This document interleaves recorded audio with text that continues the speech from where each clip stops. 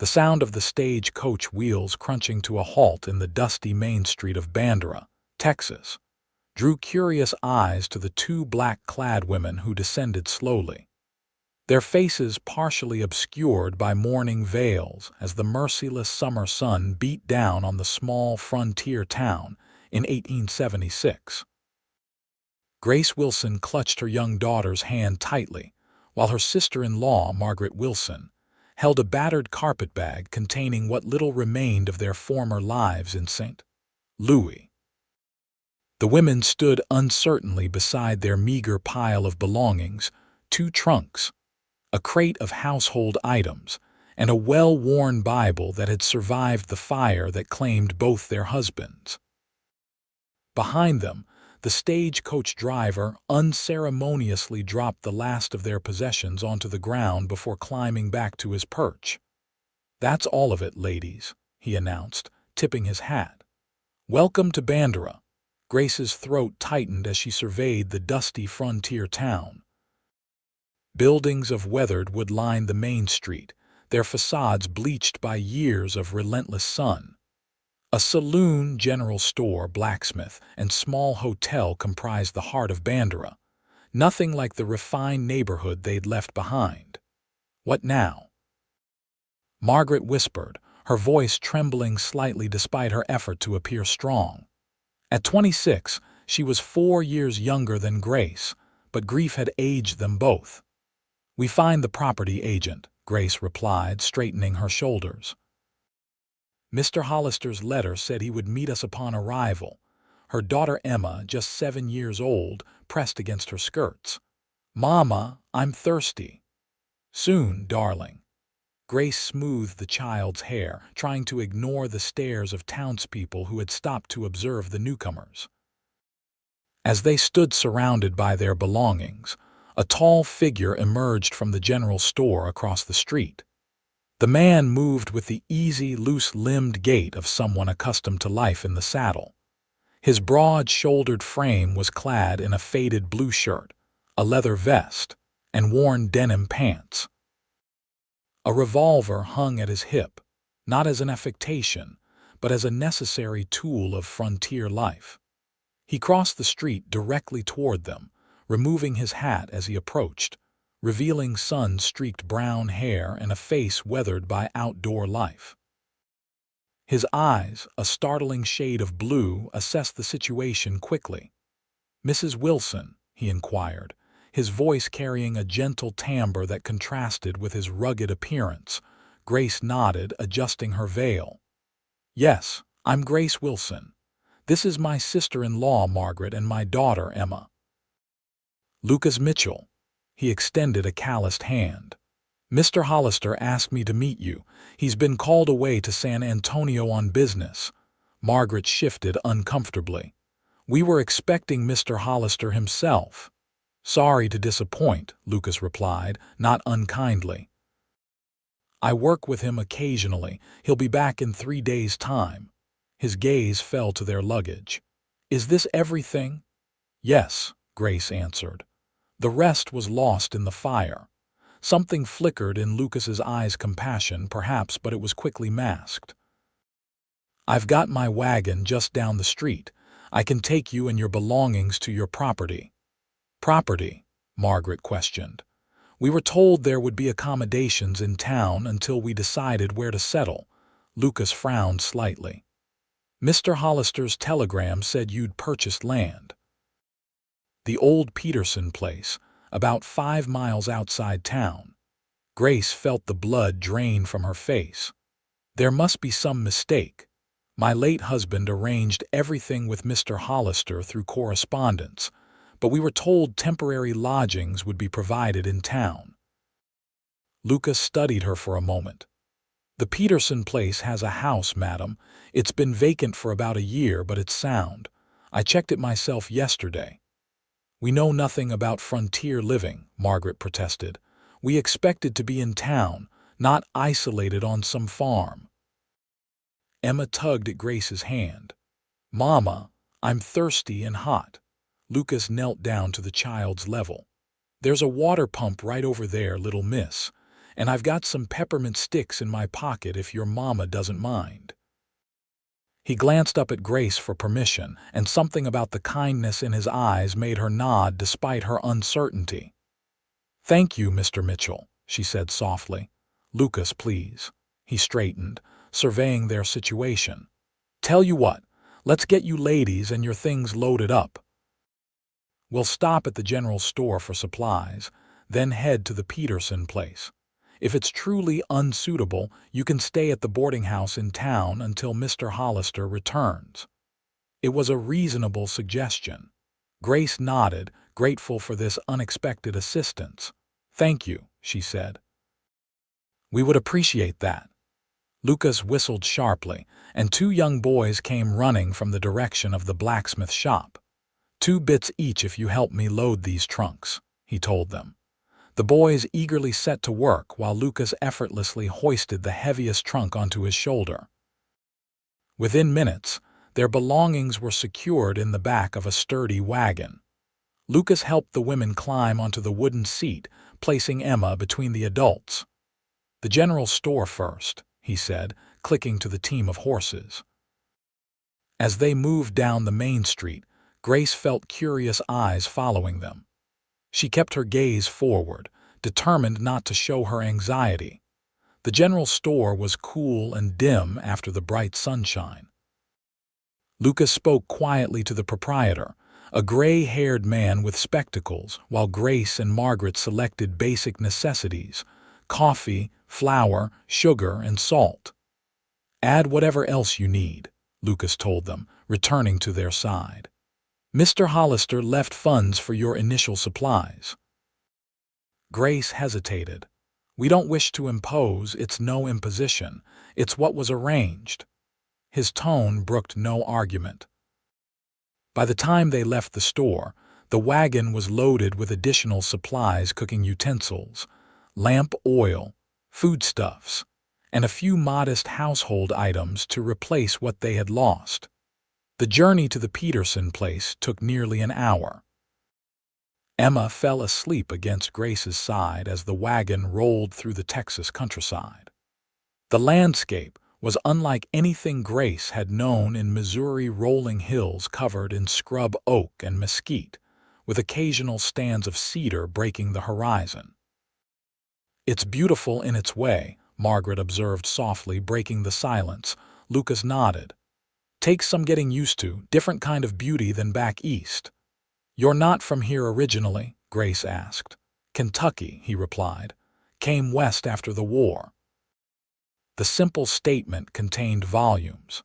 Like many men, Lucas Mitchell had sought a new beginning in the frontier after the devastation of the Civil War.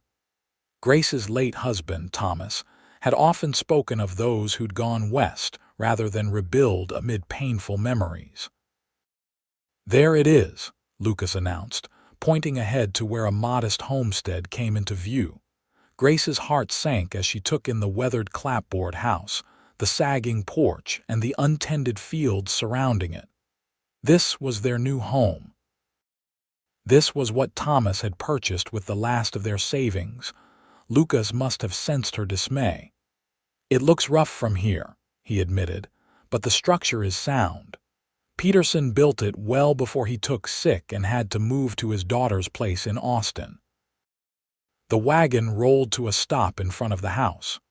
Lucas jumped down and helped the women descend, then gently lifted the still sleeping Emma into Grace's arms. "Let's get you inside first," he suggested. "Then I'll bring in your things." The interior of the house was surprisingly clean, if Spartan. 2 bedrooms, a main room that served as both parlor and dining area, and a small kitchen with a cast iron stove.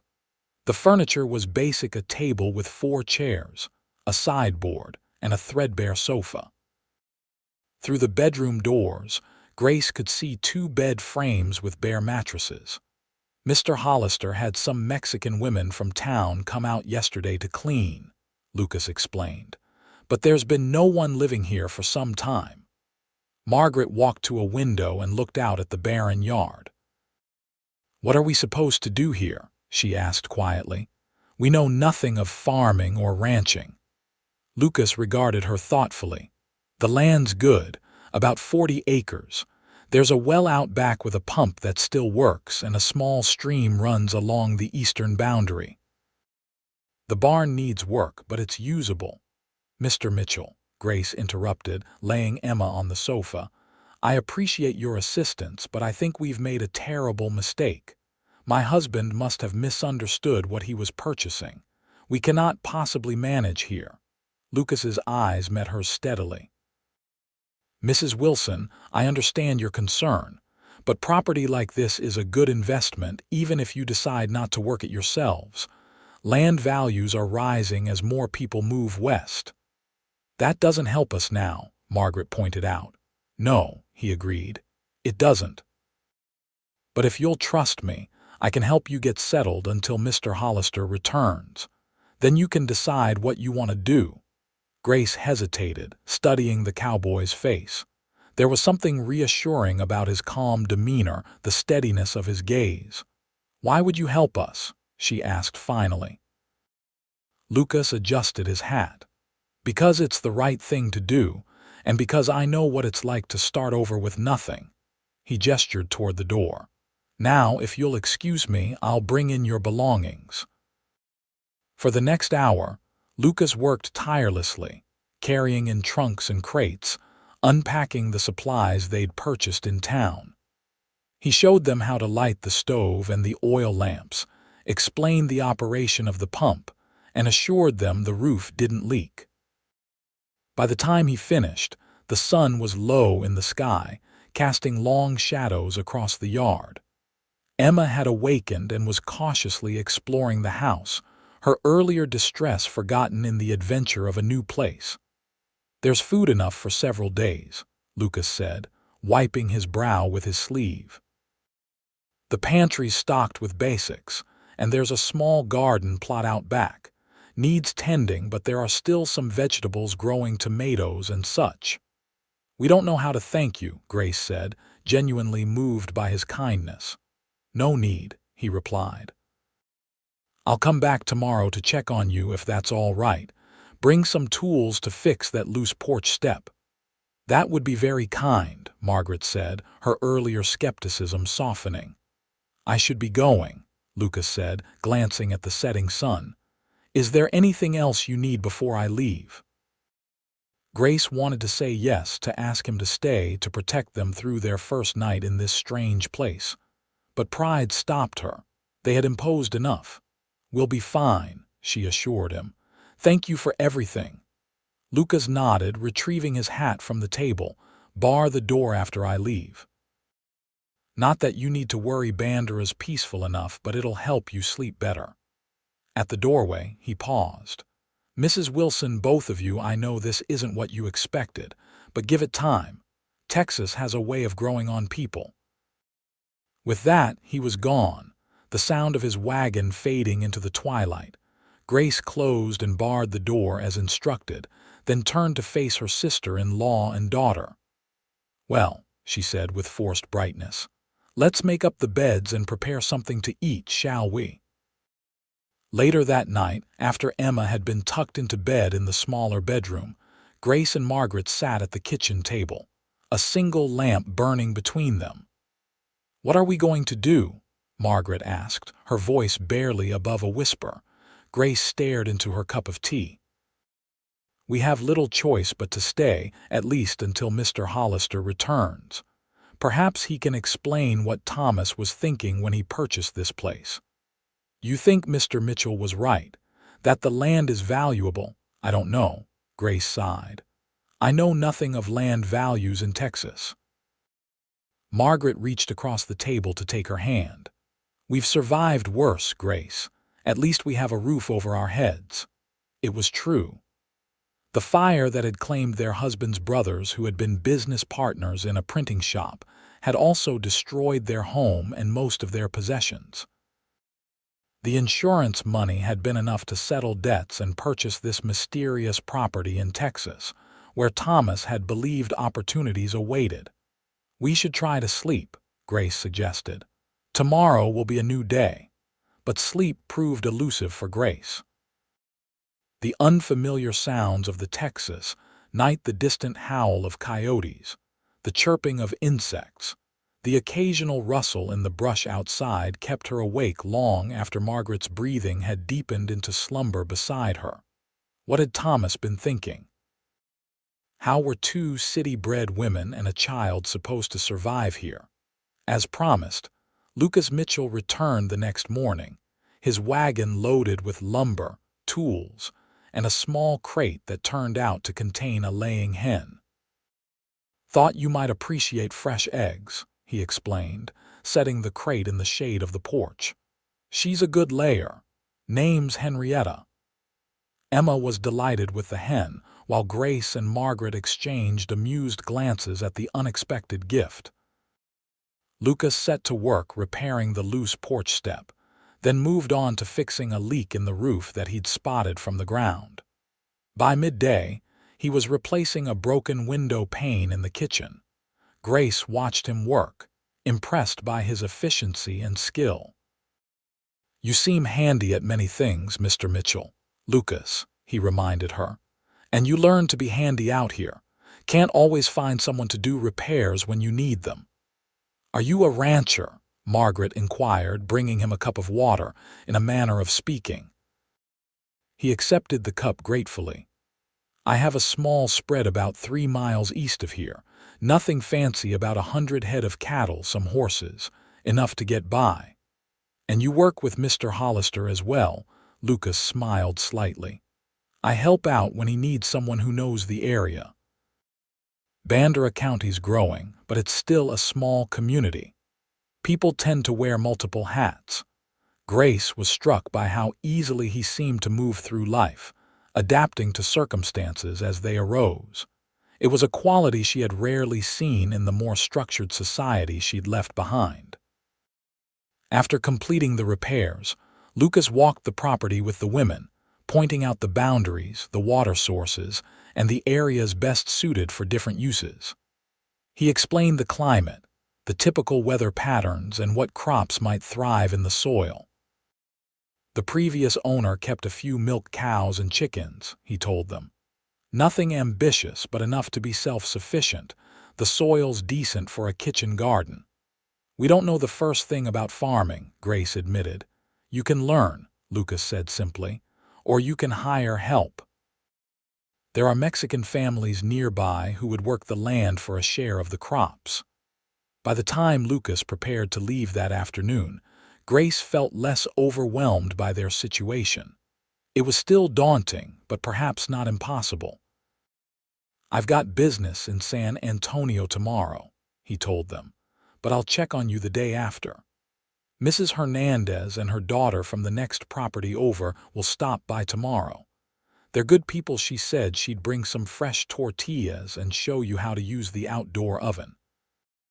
"You've arranged this already," Grace was touched by his thoughtfulness. "Neighbors help neighbors out here," Lucas replied with a shrug. "It's how we survive." Over the next few days, Grace and Margaret began to adapt to their new circumstances. Mrs. Hernandez and her daughter Consuela were indeed good neighbors, showing the women how to manage the outdoor oven, sharing knowledge about local plants, and helping them revive the neglected garden. Lucas returned as promised, bringing with him a pail of milk from his own cow and news that Mr. Hollister had been delayed in San Antonio, but would return to Bandera within the week. Each day, the cowboy found some reason to visit, bringing supplies, making additional repairs, or simply checking that they were managing. He taught Emma how to feed Henrietta properly, and showed delight when the hen produced her first egg for the household. One evening, nearly a week after their arrival, Lucas stayed to share the supper Grace had prepared. The meal was simple: beans, cornbread, and fresh vegetables from the garden, but he ate with appreciation. "This is fine cooking, Mrs. Wilson," he complimented her. "Grace, please," she responded, surprising herself. "And thank you, though I'm still learning to cook on that temperamental stove." "You're doing well for city folks," he said with a smile that transformed his weathered face, making him appear younger and almost boyish. After supper, with Emma tucked into bed and Margaret occupied with mending, Lucas and Grace sat on the porch, watching the sunset paint the western sky in brilliant oranges and purples. "It's beautiful here," Grace admitted. "Different but beautiful," Lucas nodded. "Texas gets in your blood." "I never planned to stay when I first came through, but somehow I couldn't bring myself to leave." "What brought you here originally?" He was quiet for a moment, and Grace feared she had overstepped. But then he spoke, his voice low and measured. "After the war, I couldn't go home. Too many ghosts. I drifted west, worked as a ranch hand, drove cattle. Found myself in Bandera about 5 years ago when a rancher named Harlan needed help. When he died, he left me his small place. Said I was the closest thing to a son he had. That was generous of him. He was a good man." Lucas looked out at the darkening landscape. "Sometimes I think that's all any of us can hope to be remembered, as someone who did right by others." Grace studied his profile in the fading light. There was a depth to Lucas Mitchell that belied his simple cowboy appearance. "Your husband," Lucas said after a moment. "What was he like?" The question caught Grace off guard. Few people asked about Thomas, most simply offered condolences and changed the subject. "He was determined," she said finally. "A hard worker. He believed in building something that would last." She twisted her wedding ring absently. He and his brother James, Margaret's husband, ran a printing business together. They were so alike in some ways, so different in others. And the fire, if you don't mind my asking, a spark from a neighboring building. The printing shop caught quickly all that paper and ink. Thomas and James were working late, trying to finish an important order. Grace swallowed hard. By the time the fire brigade arrived, it was too late.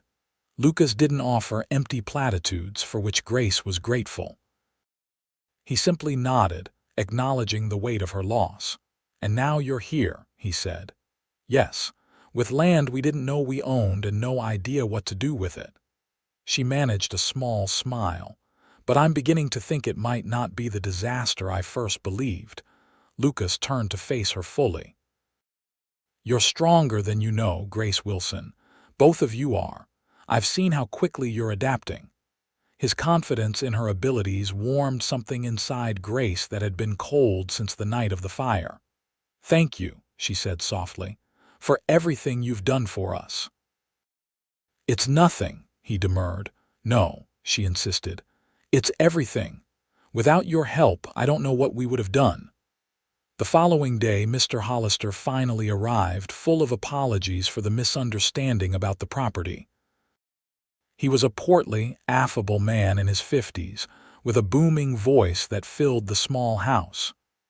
"Your husband's letters were quite specific, Mrs. Wilson," he explained, spreading documents on the table. "He wanted land with potential, not just a town property. Said he was looking to build something lasting for his family." Grace studied the paper's deeds, tax records, and correspondence between Thomas and Mr. Hollister. It was true. Thomas had deliberately sought agricultural land, believing it would provide security for their future. "What would you advise us to do?" she asked. "We have no experience with farming or ranching." Mr. Hollister stroked his mustache thoughtfully. "You have options. You could sell. There are always buyers looking for good land. You could lease it to someone who would work it. Or you could stay and learn." "The land is valuable?" Margaret asked. "Increasingly so," Mr. Hollister confirmed. "Bandera County is growing. The railroad will reach us within 2 years. Land prices will only rise." After the property agent left, promising to return in a few days with more information about their options, Grace and Margaret discussed their situation at length. "We could go back to St. Louis," Margaret suggested. "Sell this place and use the money to start over there." Grace shook her head. "To what end? Our family is gone. The business is gone. Here, at least, we have a chance to build something new." But we know nothing about this life we're learning, Grace pointed out, and we have help. Margaret gave her a knowing look. You mean Lucas Mitchell? Grace felt herself blush. I mean the community. Mrs. Hernandez, the people in town, everyone has been kind. Especially Lucas, Margaret persisted with a small smile. He's here almost every day, Grace, and it's not just to fix the porch or tend the garden. Don't be ridiculous, Grace protested. He's being neighborly, as he said himself. But even as she dismissed Margaret's implication, Grace couldn't deny the flutter in her chest whenever Lucas's wagon appeared on the horizon. It was too soon, surely. Her husband had been gone less than 6 months. And yet, there was something about the quiet cowboy that spoke to her soul in a way she hadn't expected. The next morning, a thunderstorm swept across the countryside, bringing much-needed rain but also revealing several leaks in the roof that Lucas had missed. Grace and Margaret scrambled to place buckets under the drips, while Emma watched wide-eyed from the safety of her bed. By mid-morning, the worst of the storm had passed, leaving behind a freshly washed landscape and a house with several damp spots.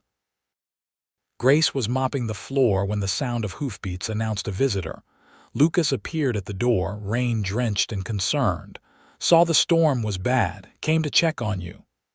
His eyes took in the buckets and wet floor. Roof didn't hold 3 leaks, Grace confirmed, but we managed. He removed his hat, sending a shower of droplets onto the recently mopped floor. Sorry, he said sheepishly. I'll fix those leaks today. Got my tools in the saddlebag. Despite Grace's protests that he should wait until he was dry, Lucas insisted on climbing onto the roof immediately. The rain had stopped, but the shingles were still slick, and Grace watched anxiously as he moved carefully across the surface.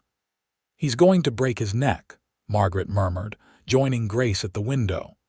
He's too stubborn to fall, Grace replied, though her hands clenched with worry. For over an hour, Lucas worked on the roof, replacing damaged shingles and sealing gaps. When he finally descended, he was mud-splattered and damp, but satisfied with his repairs. Should hold now, he announced. Even in a Texas gully washer. You're soaked through, Grace scolded. Come sit by the fire before you catch your death. Lucas allowed himself to be led to a chair near the fireplace, where Grace insisted he remove his wet boots. Margaret brought him coffee, strong and black, while Emma watched the proceedings with interest. You have a wife, Mr. Lucas? The child asked suddenly. Emma, Grace exclaimed, mortified. That's not a polite question. But Lucas only smiled at the girl. No, Miss Emma, I don't have a wife.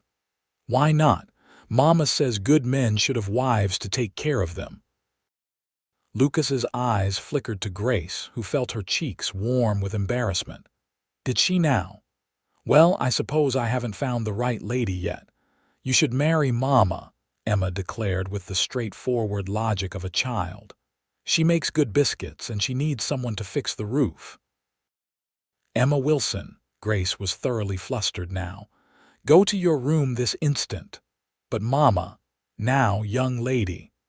As Emma trudged off, muttering under her breath about grown-ups being silly, Lucas chuckled softly. She's a forthright one, he observed. I apologize for her behavior, Grace said stiffly. Children say the most inappropriate things. No apology needed. Lucas sipped his coffee. Children often see things clearly that adults complicate. His words hung in the air between them, laden with meaning that Grace wasn't ready to acknowledge. Margaret, sensing the tension, tactfully excused herself to check on Emma, leaving Grace and Lucas alone by the fire. Your roof should be secure now, Lucas said after a moment. But there's more work to be done if you're planning to stay. We haven't decided yet, Grace admitted. Lucas nodded thoughtfully. It's a big decision, but for what it's worth, I think you could make a good life here. Even though we know nothing about ranching or farming, you can learn. And there's more than one way to use the land.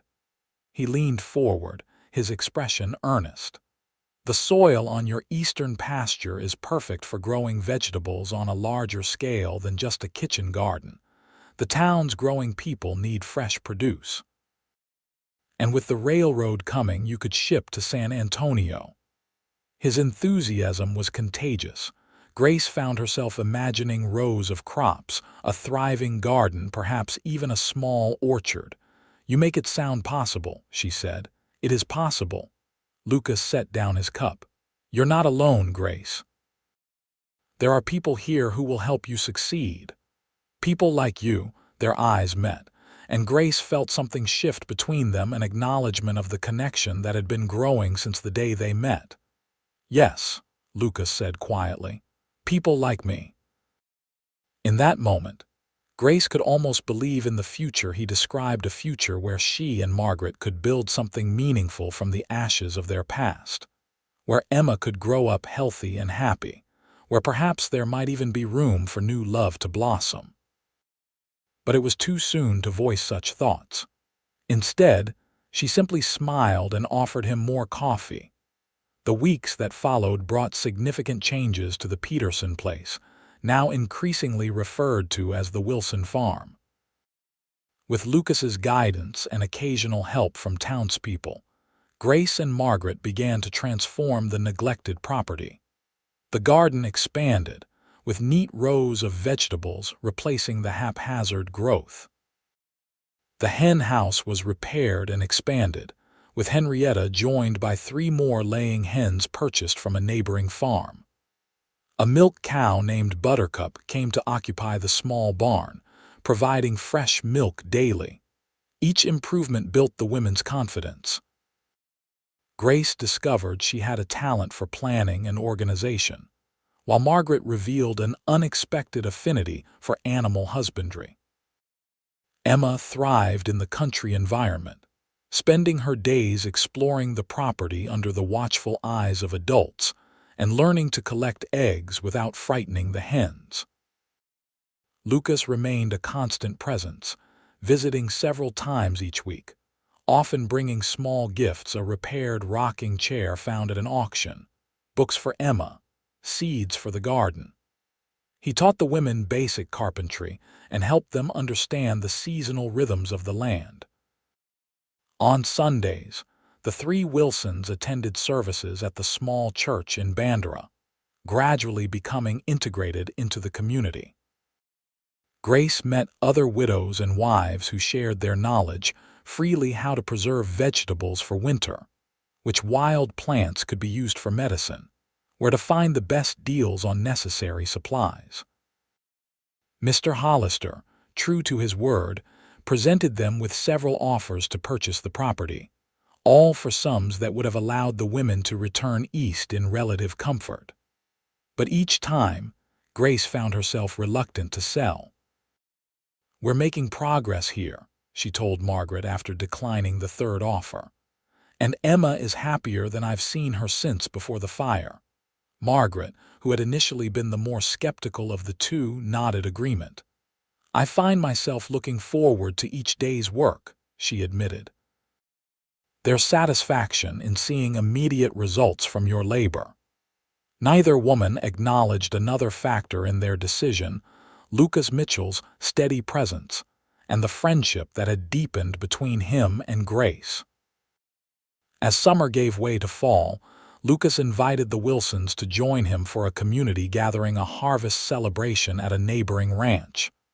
"There'll be music, dancing, good food," he explained. "It's a tradition around here. Everyone contributes something." Grace hesitated. They had not attended any social function since arriving in Texas, beyond church services. "We have nothing to contribute," she protested. "Nonsense," Lucas countered. "Margaret's apple pies have become famous just from the samples she's shared with Mrs. Hernandez. And everyone wants to meet the Wilson women properly."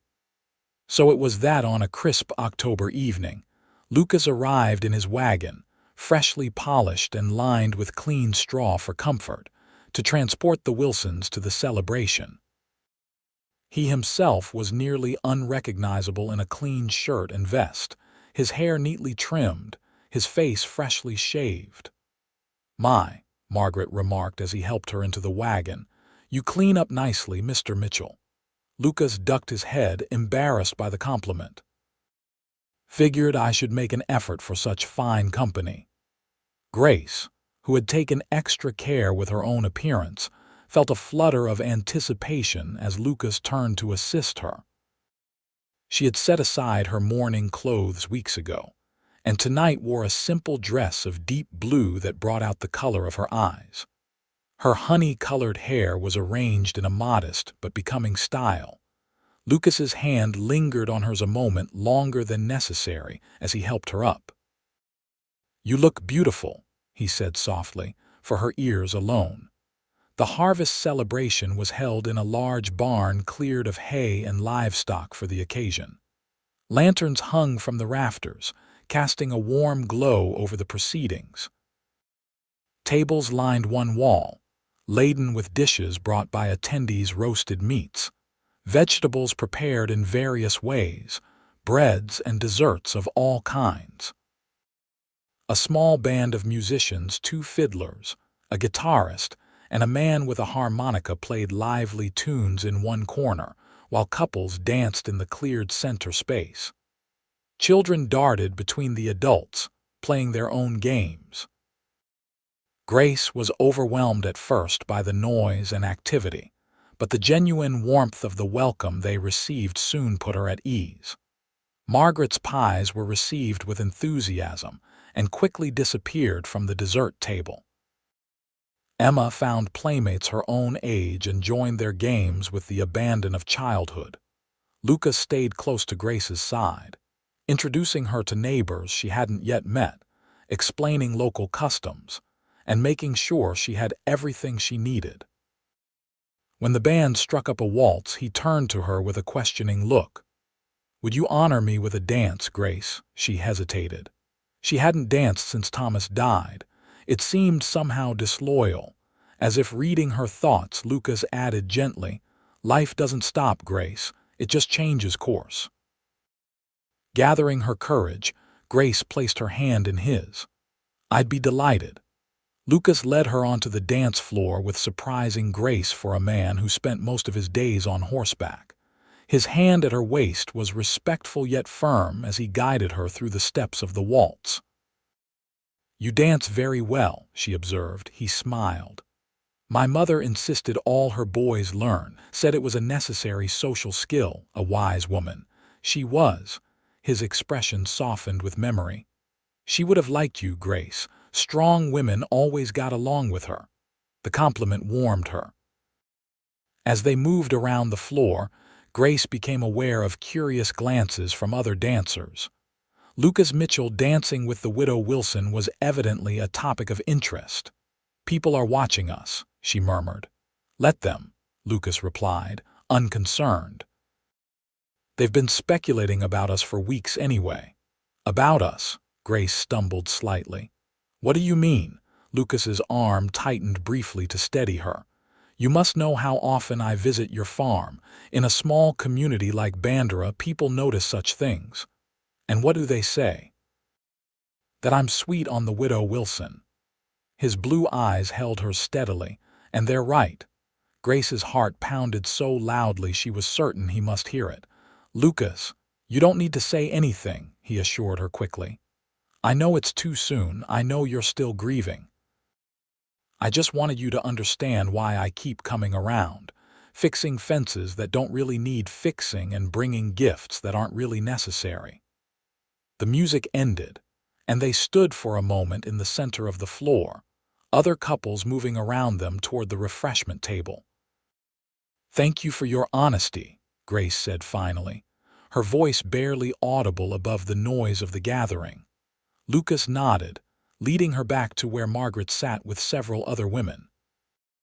For the remainder of the evening, he was attentive but careful not to press his advantage, giving Grace space to process his declaration. The ride home was quiet, Emma having fallen asleep against Margaret's shoulder. The night air had grown chill, and Lucas had wrapped the women in blankets he'd brought for the purpose. At the farm, he carried the sleeping child inside and placed her gently on her bed while Grace removed the child's shoes and Margaret turned down the covers. "Thank you for a lovely evening," Grace said as they walked Lucas back to his wagon. "We all enjoyed ourselves tremendously. I'm glad." He hesitated, then added, "I hope what I said earlier hasn't made you uncomfortable." Grace glanced at Margaret, who tactfully moved away to give them privacy. "It hasn't," she assured him. "It's just unexpected. I haven't thought of myself as someone who might. That is, I'm a widow with responsibilities." "I understand." Lucas took her hand gently. "I'm not asking for anything, Grace. I just wanted you to know how I feel. The rest is up to you." With that, he released her hand, tipped his hat, and climbed into his wagon. Grace watched him drive away, a mixture of emotions swirling within her: confusion, apprehension, and yes, a flicker of hope. Margaret said nothing as they prepared for bed, but her knowing smile spoke volumes. The following weeks brought a new dimension to Grace and Lucas's relationship.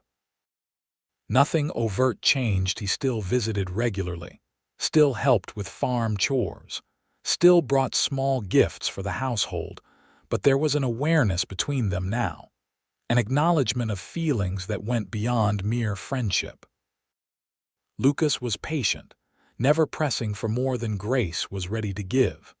Sometimes their hands would brush as they worked side by side in the garden, or their eyes would meet over Emma's head as the child shared some discovery. Small moments that spoke of deeper connections forming. Margaret observed the developing relationship with quiet approval. One evening, as the sisters-in-law sat by the fire after Emma had gone to bed, she broached the subject directly. "You care for him, don't you?" Grace didn't pretend to misunderstand. "I do," she admitted. "More than I thought possible." "Thomas would want you to be happy," Margaret said gently. "He wouldn't expect you to mourn forever. It's not just about Thomas." Grace stared into the flames. "It's about what's right for Emma, for our future. Lucas is a good man, but marriage is a serious step." "No one said anything about marriage," Margaret teased. "Though I've seen how he looks at you." Grace couldn't help but smile. "He's been very respectful, very patient, because he understands loss." Margaret reached over to squeeze her hand. "Just don't make him wait too long, sister." Good men like Lucas Mitchell are rare, especially out here. As November brought cooler weather, Lucas began teaching Grace and Margaret how to prepare the farm for winter. They harvested the last vegetables, preserved what they could, and ensured the livestock had proper shelter from the coming cold. On a particularly crisp morning, Lucas arrived with a wagon full of firewood split logs neatly stacked and ready for use.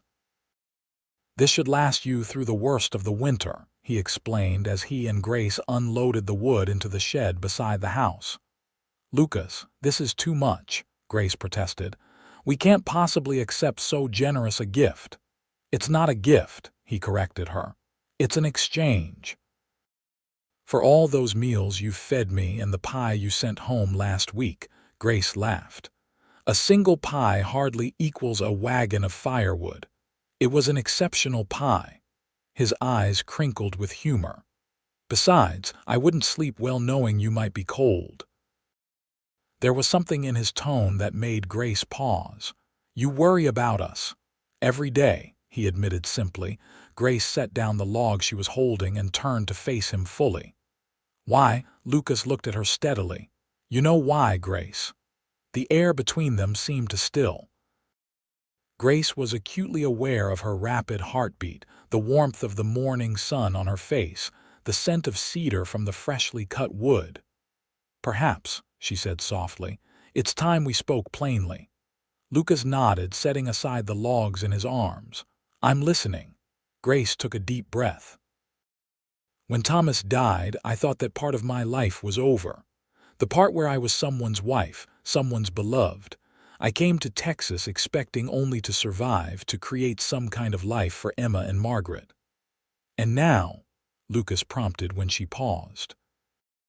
"Now I find myself looking forward to each day, looking forward to your visits, thinking about possibilities I never expected to consider again." She met his gaze directly. "You've become important to me, Lucas, to all of us." The smile that spread across his face was like sunrise breaking over the hills. "Grace Wilson, are you saying you might be sweet on me too?" Despite her nervousness, Grace laughed. "I suppose I am." Lucas took a step closer, then hesitated. "May I?" Understanding his question, Grace nodded. Gently, with infinite care, Lucas cupped her face in his work-roughened hands and kissed her. It was a tender kiss, respectful yet filled with genuine feeling. When he drew back, his eyes searched hers for any sign of regret. "I've wanted to do that since the harvest dance," he confessed. "I'm glad you waited," Grace replied. "I needed time. I'd wait as long as necessary." He stroked her cheek lightly. "But I'm mighty glad you didn't make me wait forever." The sound of the door opening caused them to step apart. Margaret appeared, a knowing smile on her face. "Emma's asking when lunch will be ready," she announced. "And if Mr. Lucas will be staying." Lucas looked to Grace, the question clear in his eyes. "Tell Emma that Mr. Lucas is definitely staying for lunch," Grace replied, her heart lighter than it had been in months. As winter settled over Bandera County, the relationship between Grace and Lucas deepened.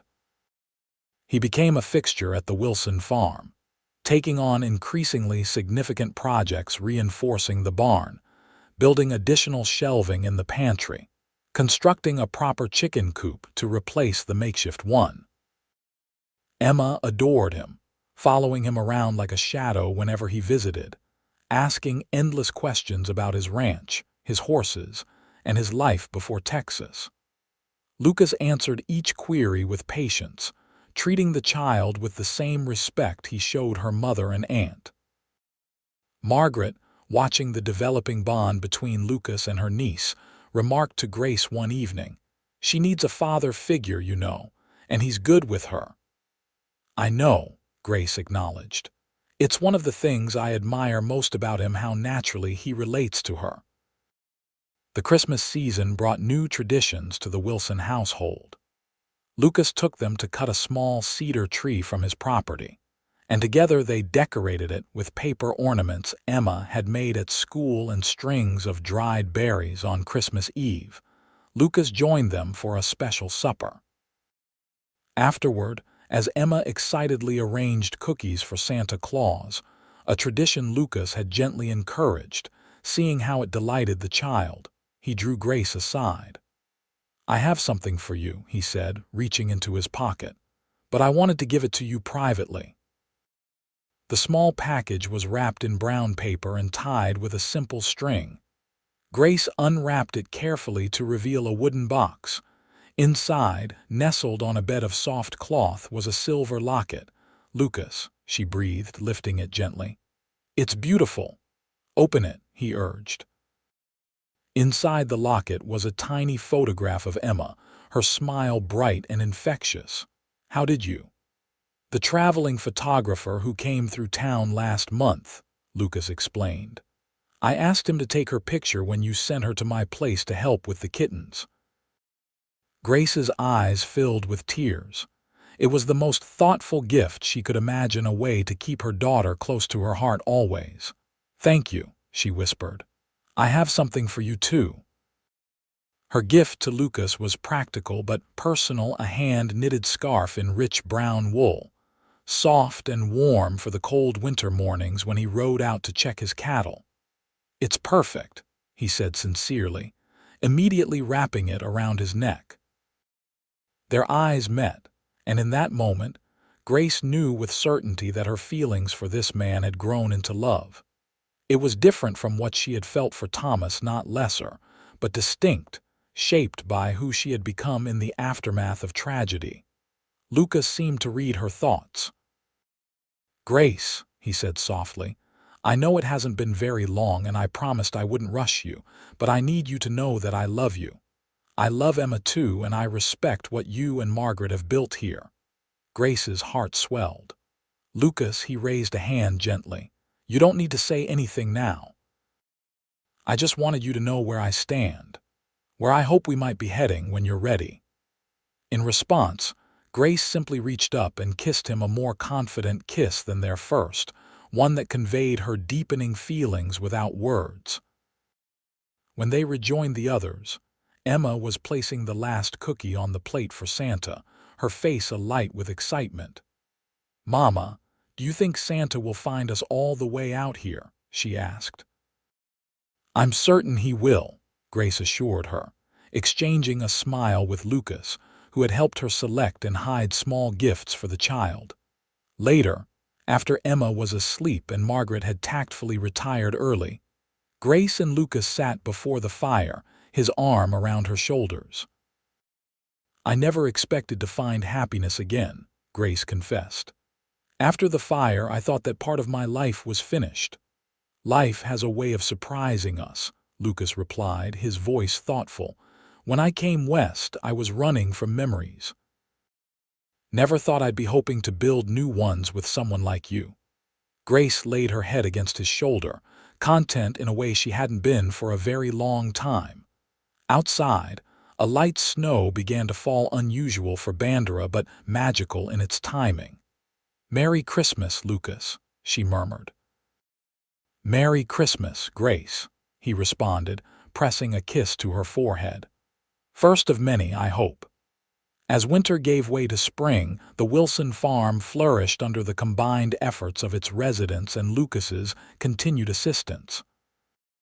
The garden expanded significantly, with neat rows of vegetables promising a bountiful harvest. A small orchard of young fruit trees had been planted along the eastern boundary. The chicken flock grew to a dozen hens, providing eggs for both household use and to sell in town. Margaret, who had discovered an unexpected talent for business, had begun making regular trips to Bandera to sell their excess eggs, vegetables, and her increasingly famous pies. The income, though modest, provided a sense of independence that both women valued. Lucas, true to his word, never pressed Grace for commitments she wasn't ready to make. He continued his frequent visits, growing ever more integrated into their daily lives. To the community, it was increasingly apparent that Lucas Mitchell and Grace Wilson were courting, though neither used that specific term. Emma, now approaching her 8th birthday, had blossomed in the country environment. She attended the small school in Bandera 3 days a week, riding there with Lucas when his business took him to town, or with neighboring children whose parents took turns transporting the youngsters. One warm April evening, as Lucas and Grace walked the boundaries of her property, discussing plans for additional improvements, he broached a subject that had clearly been on his mind. "Grace, there's something I've been meaning to ask you." She smiled up at him, noting the unusual seriousness in his expression. "What is it?" Lucas gestured toward the western edge of her land, where it adjoined his own property. "I've been thinking about the future, yours, mine, ours together, if that's what you want." Grace's heart quickened. They had spoken of their feelings, exchanged words of love, but had not yet discussed specific plans. "My land and yours," Lucas continued. "They share that creek as a boundary. Good water year-round. If the properties were joined, it would make one solid ranch, enough land for a sizable cattle operation alongside your crops." "Are you proposing a business arrangement, Lucas Mitchell?" Grace asked, her tone light though her pulse raced. He stopped walking and turned to face her fully. "I'm proposing more than that, and you know it." Taking both her hands in his, Lucas looked into her eyes with an expression of such tender sincerity that Grace felt her breath catch. "I love you, Grace Wilson. I love your daughter as if she were my own. I respect what you and Margaret have built here. I'm asking if you'll consider making our separate lives one shared life marriage, a joined property, a future together.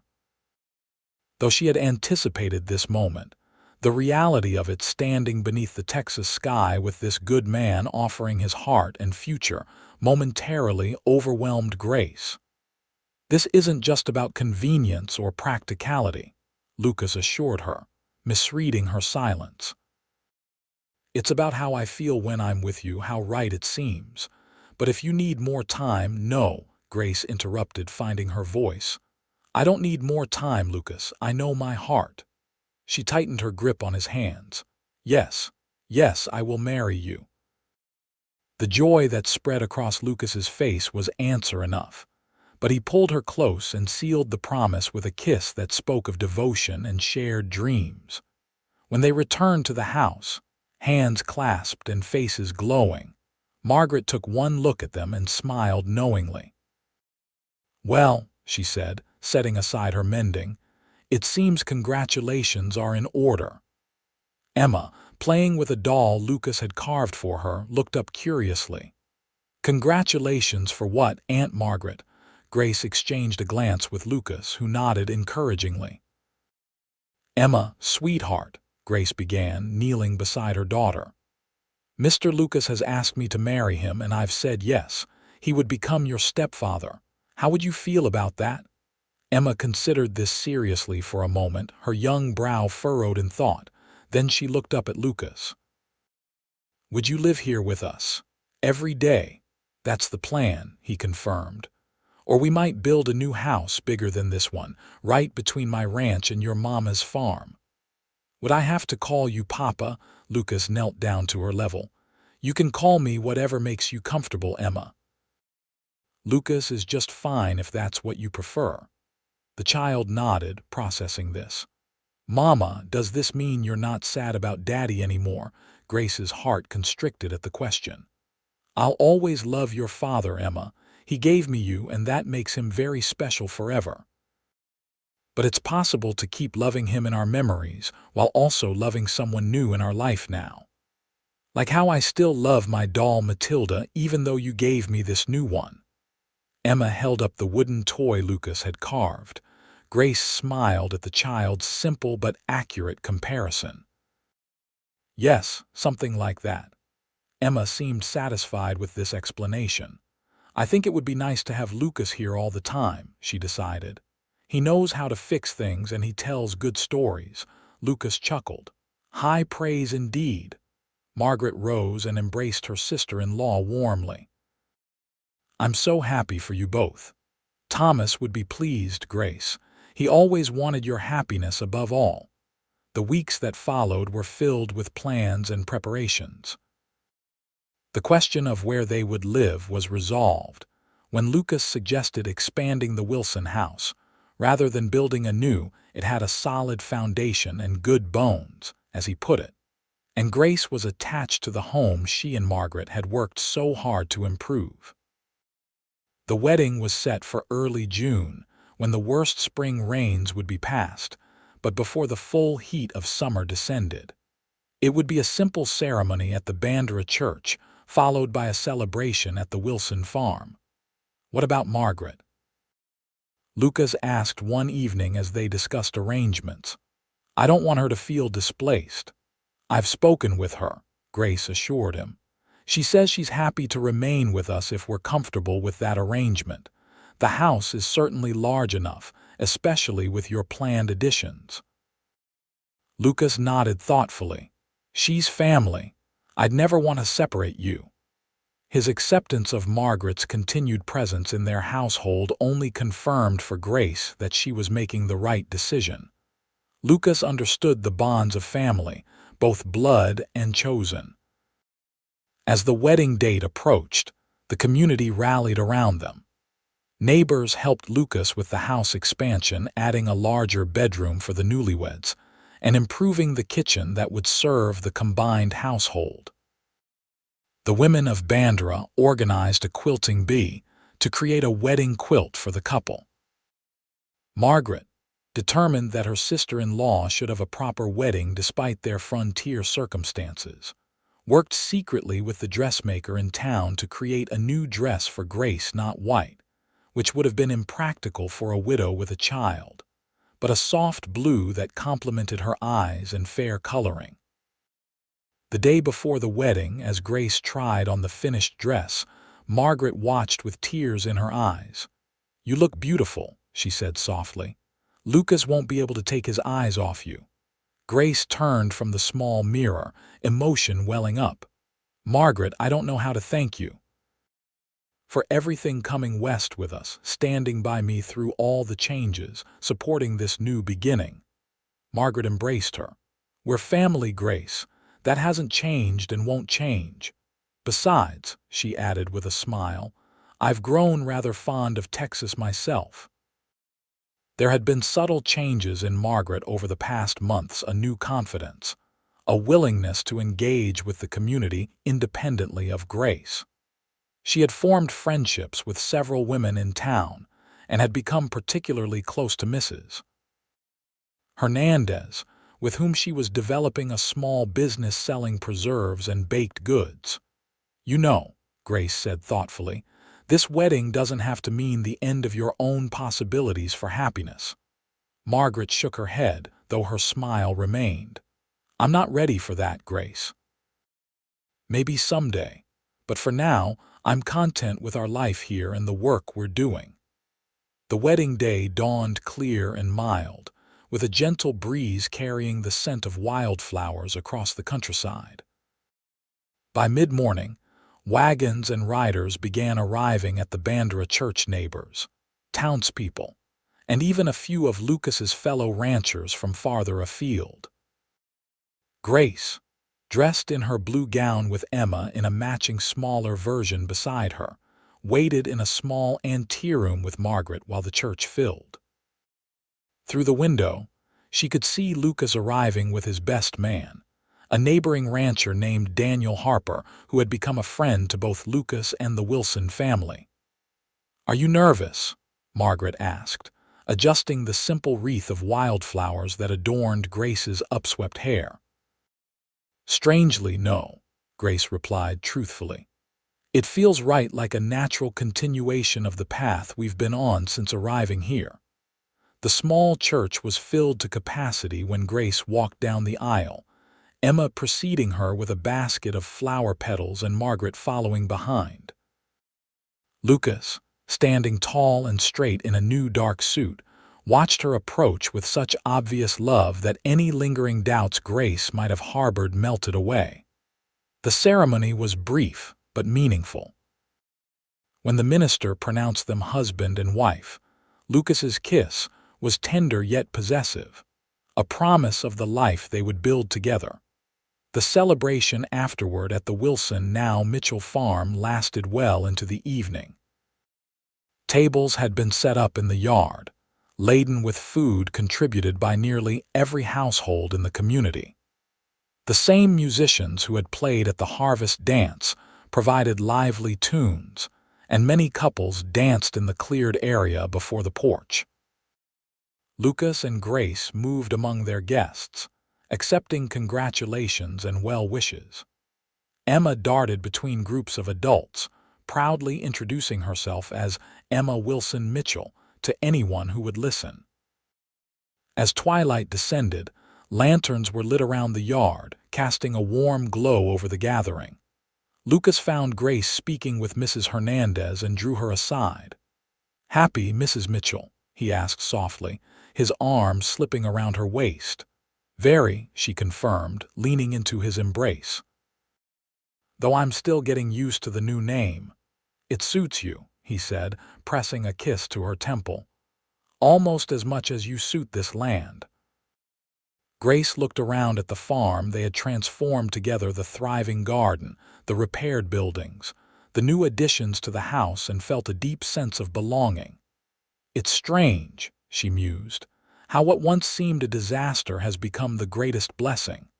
Lucas followed her gaze. "Life rarely takes the paths we expect. Sometimes the unexpected turns lead to the best destinations." As the guests began to depart, calling final congratulations and climbing into wagons, Margaret took charge of a sleepy Emma. "I'll put her to bed," she assured the newlyweds. "You two should have some time alone." Grace embraced her sister-in-law gratefully. "Thank you for everything, Margaret." With the last guests gone and Emma tucked safely in bed, Lucas led Grace to the porch swing he had installed the previous week, a wedding gift that had delighted her with its thoughtfulness. They sat together in companionable silence for a time, listening to the night sounds of the Texas countryside, crickets chirping, the occasional distant howl of a coyote, the soft nickering of horses in the barn. "I never thought I'd find this kind of happiness again," Grace admitted, her head resting against Lucas's shoulder. "Nor I," he replied. "After the war, I wasn't sure I deserved peace, let alone joy." Grace lifted her head to look at him. Though Lucas rarely spoke of his war experiences, she knew they had marked him deeply. "Everyone deserves a chance at happiness, Lucas," she said softly, "even perhaps especially those who have known sorrow." He gathered her closer. "You've brought light back into my life, Grace Mitchell. You and Emma both. And you've shown us how to build a new life when we thought all was lost." She linked her fingers with his. "We carry each other's burdens now." "Always," he promised, sealing the vow with a kiss that spoke of both tenderness and passion. Later, in the privacy of their new bedroom, with moonlight spilling through the window Lucas had crafted with his own hands, they came together as husband and wife. Their lovemaking was gentle, yet passionate, a physical expression of the bond that had grown between them over the months of working side by side, sharing hopes and dreams, building a foundation for their future. Afterward, as Grace lay in the circle of Lucas's arms, she reflected on the journey that had brought them to this moment. From the devastating fire in St. Louis to the uncertain arrival in Bandera, from strangers to neighbors to lovers, each step had been necessary, each challenge overcome together. "What are you thinking?" Lucas murmured, his breath warm against her hair. "About how far we've come," she replied, "and how fortunate we are despite everything." His arms tightened around her. "We make our own luck, Grace, you taught me that." With courage and determination and faith in each other. As she drifted towards sleep, secure in her husband's embrace, Grace knew they had indeed created something precious from the ashes of their separate losses, a family bound by choice as well as circumstance, a home built on mutual respect and deepening love, a future filled with possibilities neither could have imagined when their paths first crossed. The months following the wedding brought a natural blending of their separate lives into one shared existence. Lucas moved his cattle operation to the combined property, while Grace and Margaret expanded their garden and poultry business. The house, with its new additions, became a true family home, warm, welcoming, and filled with the sounds of daily life. Emma thrived under Lucas's gentle guidance. He taught her to ride her own pony, a gentle mare he had selected specifically for her, and showed infinite patience as she learned to help with age-appropriate ranch chores. In the evenings, he often read to her or told stories of his travels across the West, nurturing her growing curiosity about the world beyond Bandera. Margaret, rather than feeling like an outsider in the new family arrangement, found her own place within it. She and Mrs. Hernandez had formalized their business partnership, selling preserves and baked goods not only in Bandera but to merchants in neighboring communities. The income gave her a sense of independence while still allowing her to remain part of the Mitchell household. Grace watched these developments with deep satisfaction. The fragile seeds of hope she had planted upon their arrival in Texas had grown into something far more substantial than she could have imagined. By early autumn, there was new cause for celebration. Grace was expecting a child.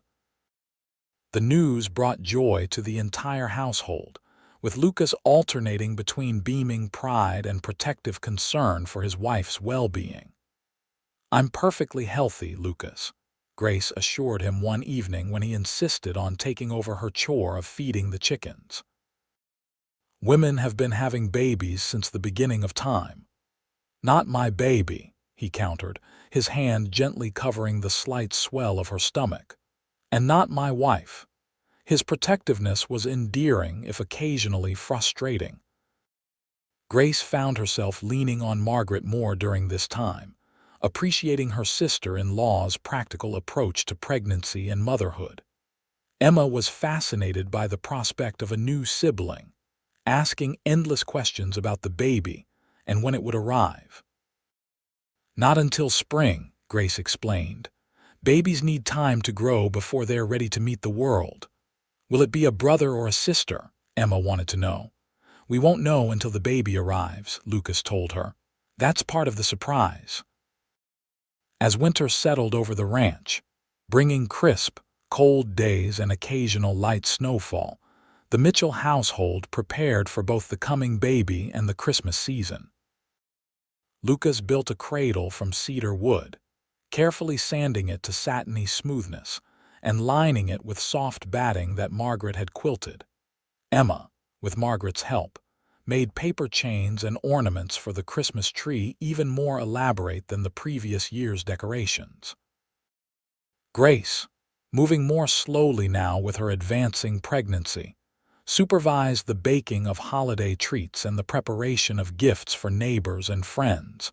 On Christmas Eve, as they had the year before, they gathered in the cozy parlor. The tree glowed with candles, carefully supervised by Lucas, and the scent of pine mingled with the aromas of cinnamon and roasting meat from the kitchen. After a festive supper and the exchange of modest gifts, Emma was tucked into bed with promises that Santa would indeed find their ranch. Lucas built up the fire, and the adults settled in the parlor with cups of spiced cider. "It's hard to believe how much has changed in just 1 year," Margaret observed, looking around the room that bore little resemblance to the Spartan parlor they had first entered. Grace, seated beside Lucas on the sofa, his arm protectively around her shoulders, nodded agreement. "From strangers in a strange land to this family," Lucas supplied, his hand gently caressing her shoulder. "Home, indeed." Margaret raised her cup in a small toast.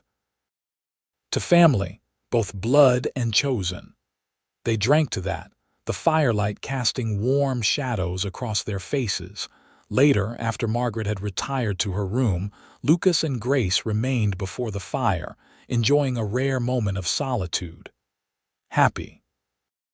Lucas asked, his hand moving to rest on the swell of her belly where their child grew. "Completely," Grace assured him, covering his hand with her own. "Are you?" "More than I ever thought possible." He pressed a kiss to her temple. "You've given me everything I never knew I wanted: a wife, a daughter, a child on the way, a true home." "We've built it together," Grace reminded him. "Each of us bringing what we could: your strength and knowledge of the land, my determination to create a new life for Emma, Margaret's steadfastness and practical skills." "Speaking of Margaret," Lucas said thoughtfully, "have you noticed she's spending more time in town lately?" "Particularly at the new dry goods store," Grace smiled. "I have indeed. Mr. Harrison is a widower himself, you know, with 2 young children." "Ah," Lucas nodded, understanding. "So that's the way the wind blows." "Perhaps," Grace said cautiously. "It's early days yet, but I've seen how he looks at her when he thinks no one is watching." "Would you mind if things developed between them?" Grace considered the question seriously. "Not at all. Margaret deserves happiness as much as anyone. And while I would miss her daily presence if she were to establish her own household, she would still be family." Lucas pulled her closer. "You have a generous heart, Grace Mitchell." "I've had good examples to follow," she replied, thinking of how readily Lucas had accepted Margaret as part of their family unit, how he had embraced Emma as his own.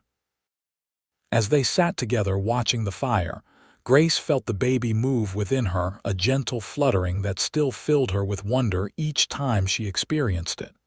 She guided Lucas's hand to the spot. "Active tonight," he remarked, his face softening with awe as he felt the movement. "A cowboy in the making, perhaps. Or a cowgirl," Grace countered with a smile. "Either way, a child who will grow up knowing love and security with the freedom to become whoever they are meant to be." Lucas's expression grew serious. "That's all I want for our children. Grace the chance to grow up without the shadows that darkened our own early years, without war or loss or the kind of hardships we've known.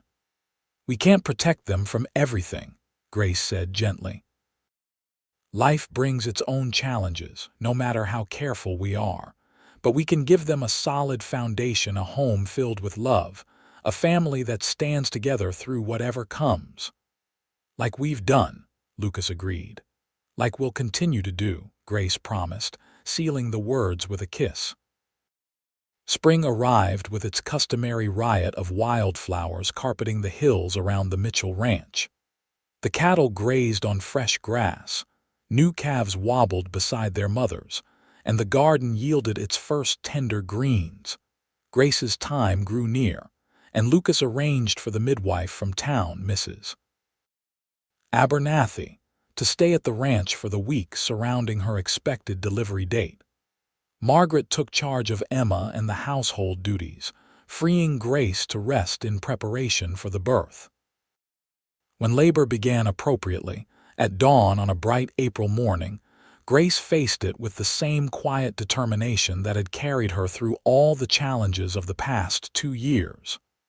Lucas, banished from the bedroom by Mrs. Abernathy but refusing to leave the house, paced the parlor while Margaret kept Emma occupied with baking projects in the kitchen. After 6 hours of labor, relatively quick for a woman of Grace's age, according to the midwife, the cries of a newborn filled the bedroom. Mrs. Abernathy opened the door to admit an anxious Lucas. "Congratulations, Mr. Mitchell," she announced with a broad smile. "You have a fine son." Lucas approached the bed where Grace lay propped against pillows, their infant son cradled in her arms. The baby had a thatch of dark hair, and when he briefly opened his eyes, they were the deep blue of all newborns, but with a shape that promised they might remain so, like his father's. "Grace," Lucas whispered, sinking onto the edge of the bed. "He's perfect." She smiled tiredly, offering the swaddled infant for his inspection. "He is, isn't he? Would you like to hold him?" With careful movements belying his strong hands, Lucas gathered his son into his arms. The baby squirmed briefly, then settled against his father's chest. "Hello, Thomas," Lucas said softly. They had agreed months earlier that if the baby was a boy, he would be named for Grace's first husband, an acknowledgement of the man whose vision had brought them to Texas and whose legacy lived on in Emma. "Thomas Mitchell," Grace confirmed, watching the two with tender eyes. "He has your chin, I think." Lucas traced a gentle finger along the baby's cheek. "And your nose, thank goodness." He looked up at his wife, his expression filled with love and gratitude. "Thank you, Grace. For him, for Emma, for everything you've brought into my life. We've built it together," she reminded him, reaching out to squeeze his hand. "Each step of the way." There was a soft knock at the door and Margaret peeked in. "There's a young lady out here who's very anxious to meet her brother." At Grace's nod, Margaret opened the door wider to admit Emma, who approached the bed with unusual caution, her eyes wide with curiosity. "Come meet Thomas," Grace invited, patting the bed beside her. Emma climbed carefully onto the mattress, peering at the bundle in Lucas's arms. "He's so small," she observed. "You were that small once," Lucas told her, "but he'll grow quickly just as you have." "Can I touch him?" Gently, Grace cautioned. With infinite care, Emma stroked the baby's cheek with one finger. "Hello, Thomas, I'm your big sister, Emma." The simple introduction brought tears to Grace's eyes. This was what they had built from the ashes of loss, a family bound by love as much as by blood or law. Margaret completed the circle, moving to stand beside the bed, her hand resting lightly on Emma's shoulder. "He's beautiful," she said sincerely. "A perfect addition to our family." "Speaking of family," Grace said, exchanging a knowing glance with Lucas, "we have something to ask you, Margaret." Margaret looked between them questioningly. "We would be honored if you would stand as Thomas's godmother," Lucas explained, "to guide him spiritually as he grows." Margaret's eyes filled with tears. "I would be honored," she whispered. The days that followed were filled with the adjustments common to all households with a new baby. Interrupted nights, the rhythm of feeding and changing, the constant wonder of watching a new life unfold. Lucas proved to be a devoted father, as willing to walk a fussy Thomas in the early morning hours as he was to manage ranch chores during the day.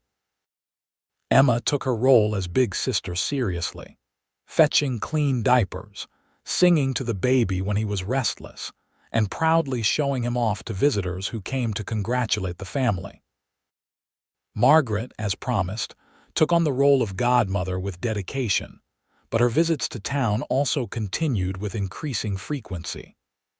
By early summer, it was clear to Grace that her sister-in-law's friendship with Mr. Harrison, the dry goods merchant, had deepened into something more. "William has asked me to marry him," Margaret confirmed one evening as she and Grace sat on the porch, shelling peas while Lucas gave Thomas his evening bath. Grace set aside her bowl to embrace her sister-in-law. "I'm so happy for you, Margaret. William is a good man." "He is," Margaret agreed, her eyes soft with happiness. "His children, Anne and Michael, are dear as well. I've grown quite fond of them. When will the wedding be?" "Not until autumn. We want to give the children time to adjust to the idea." And she added with characteristic practicality, "It will give me time to train someone to take over my part of the business with Mrs. Hernandez." Though Grace had anticipated this development, the reality of Margaret's eventual departure from the household brought a pang of sadness. They had been through so much together, had built a new life side by side. Margaret seemed to read her thoughts. "I won't be far, Grace, just in town, and you'll always be my family regardless of where I live." "I know," Grace assured her, "and I want your happiness above all. It's just that we've shared so much." "We still will," Margaret promised. "Our lives are intertwined in ways that go beyond a shared roof. That won't change." The screen door opened, and Lucas emerged with a freshly bathed and diapered Thomas in his arms. The baby, now 3 months old, had indeed kept his father's blue eyes and was growing rapidly, his personality beginning to emerge in smiles and coos. "Did I interrupt something?" Lucas asked, noting the emotional atmosphere. "Margaret was just sharing her good news," Grace explained. "William has proposed." Lucas's face broke into a warm smile. "That's wonderful, Margaret. He's a fortunate man." "Thank you," Margaret replied, clearly touched by his genuine pleasure in her happiness. "I feel rather fortunate myself." Lucas settled into the porch swing beside Grace, transferring Thomas to her arms for his evening feeding. As the baby nursed contentedly, Lucas draped his arm around his wife's shoulders. "It seems we're all finding our way forward," he observed. New beginnings built on the foundations of what came before. Grace looked out over their property, the thriving garden, the healthy cattle grazing in the distance, the repaired barn and expanded house, all visible in the golden light of the setting sun. Then she looked at the people who had become her family. Margaret, soon to embark on her own new chapter. Emma, who had come running from the chicken coop with fresh eggs clutched carefully in her hands. Lucas, whose steady presence and unwavering love had made everything else possible. And baby Thomas, the physical embodiment of their shared future. "When we arrived in Bandera," she said softly, "I thought we were at the end of a journey. I never imagined we were actually at the beginning." Lucas pressed a kiss to her temple. "That's the beauty of life, Grace. Every ending opens the door to something new. Every loss creates space for unexpected blessings." As the summer evening settled around them, bringing the first stars and a gentle breeze that carried the scent of wildflowers across the land they now called home, Grace Mitchell knew with absolute certainty that they had indeed created something lasting from the remnants of their former lives, not just a farm or a ranch, but a sanctuary for healing, for growth, and for love that would endure through whatever challenges the future might bring. Two widows had carried the last of their belongings to an unknown future. A cowboy had helped carry the burdens of grief and uncertainty. Together, they had built a life richer and more fulfilling than any of them could have imagined on that dusty day when the stagecoach first rolled into Bandera. And in the heart of Texas, under an endless sky, their story continued to unfold, not ended, but ever beginning anew with each sunrise, each season, each milestone in the life of the family they had created together.